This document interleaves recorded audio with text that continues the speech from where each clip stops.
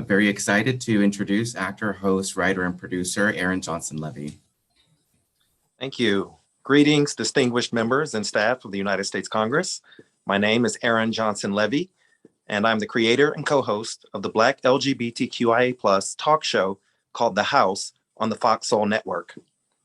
I was invited here to give a patient perspective on HIV in the Black community, but particularly the perspective of someone who was only recently diagnosed.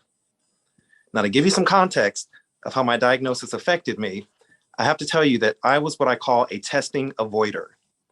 Even though I regularly tested for other STIs, I always declined the HIV test. I didn't want to know.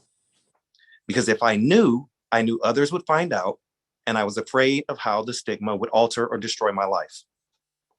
I told myself that I would put off getting tested until I was at a point in my life when I could work and live in complete isolation, and I would be the only person to know if my test came back positive.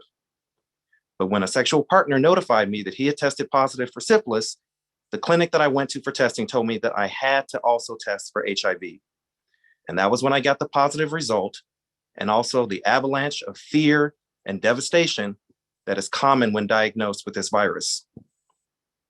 But after just a few months, much to my surprise, I discovered that many of my fears were unfounded. I'm fortunate to have friends who did not change their opinion of me. The medication that I take has no side effects at all. Well, no negative side effects. There's actually one positive side effect. I call my once-a-day pill my self-esteem vitamin. Every day when I take it, I'm reminded that I am valuable and I'm worth the effort to ensure that my health is protected. See, in my case, it was a lack of self-esteem that led me to contract the virus.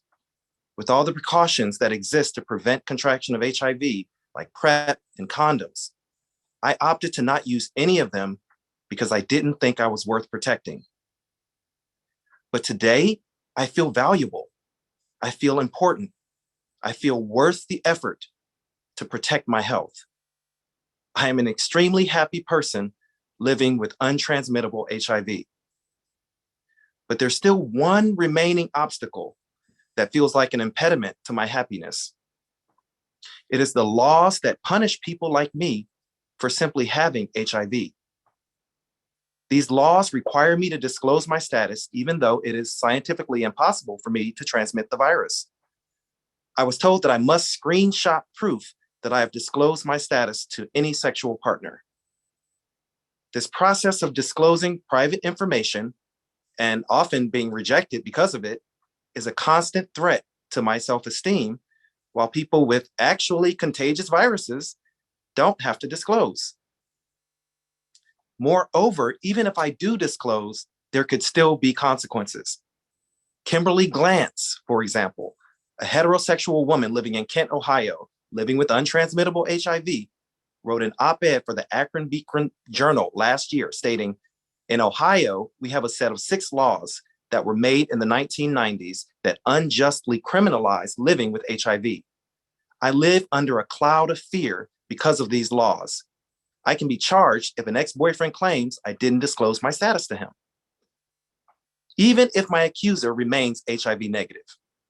Well, in her early 40s, that is exactly what happened to Kimberly Glantz. An ex-boyfriend attempted to use those laws to get revenge on her for ending their relationship. That's why I've been single for 8 years, she states. I'm not willing to find out if someone else tries to get me arrested. I'm 50 and alone. The Buckeye Flame tells the story of an HIV positive man in Dayton, Ohio, who was arrested last year for offering oral sex without disclosing his status. Ohio activist Kim Welter says, the current laws in no way require transmission. You could have a situation where there's actually no harm done, but an individual with HIV could end up serving time. When the public reads or hears about cases such as these, it creates more fear and stigma around being diagnosed with HIV. And laws such as the ones in Ohio exist in 32 US states. These laws reward testing avoidance, because if you don't know that you're positive, you cannot be punished by these laws. Meanwhile, the virus continues to spread. These laws are the single biggest barrier to ending the HIV and AIDS epidemic. They stigmatize people who find the courage to get tested and treated, while they incentivize people who are unknowingly HIV positive to remain untested. The Repeal Act is an important step in ending the discrimination against people living with HIV, boosting self-esteem and giving people incentives to get tested and treated, and thereby stopping the spread of this virus. Thank you. Thank you, Aaron. You know that in-person perspective is incredibly important to share, and it's really essential for especially the congressional staff who are on this call to really listen. So thank you for sharing that personal story.